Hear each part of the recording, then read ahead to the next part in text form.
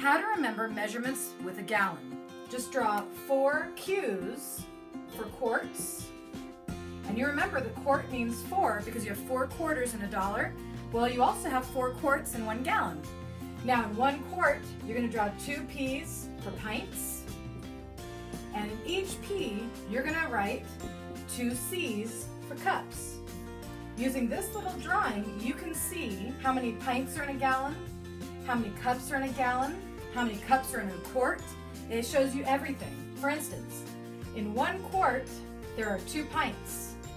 And in 1 quart, there are 4 cups. In 1 gallon, there are 4 quarts.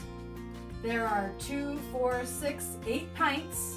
And there are 4, 8, 12, 16 cups. How to find the GCF and LCM using one method, the upside down cake method. 24 and 36, what number goes into both of those? If you're not sure, you know that this is even and this is even, so 2 goes into both. 2 goes into 24 12 times, 2 goes into 36 18 times. Now 12 and 18 are composite numbers. They can be broken down a little bit more. So let's break it down more.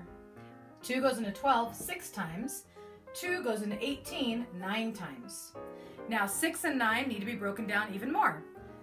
Let's break it down more. What number goes into 6 and 9? 2 goes into 6, but it doesn't go into 9, so you can't use that one.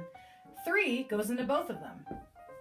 3 goes into 6 2 times, 3 goes into 9 3 times, and now you stop because you have 2 prime numbers. You can't break them down anymore.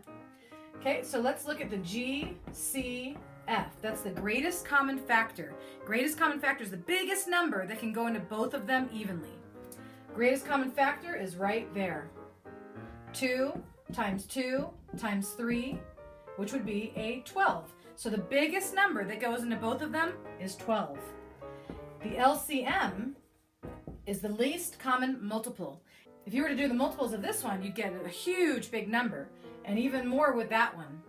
Now the LCM is just the same thing right here, but you make an L for LCM.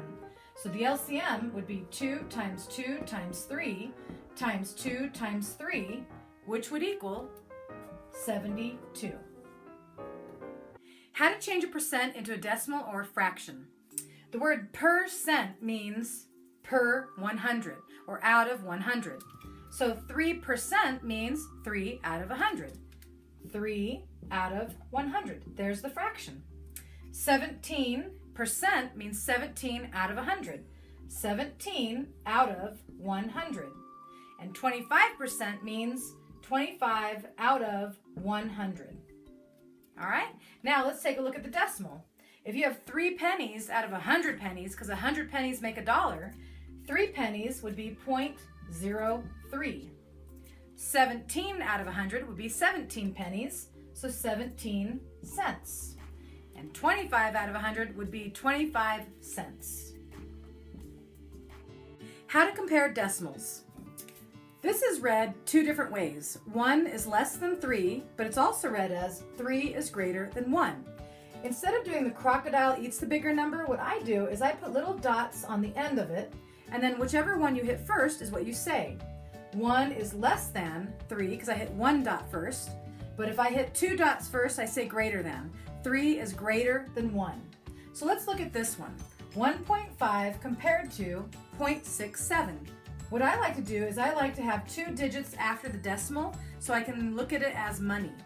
So right here I have 1.5. I don't have anything here, so I'm going to put a 0. And that's a little bit easier to compare now. $1.50 compared to 67 cents. This one is bigger. So because it's bigger, I'm going to give it 2 dots. And because this one's smaller, I'm going to give it 1 dot. And there's the inequality. Let's look at this one. 0.8 looks bigger than 0.08, but if you give it 2 places after the decimal, let's see what happens. 0.8, there's nothing here, so put a 0. And now we have 80 cents. 80 cents compared to 8 cents. This one's bigger, so give it 2 dots first. This one will be 1 dot. So 80 cents, 0.8 is greater than 0.08.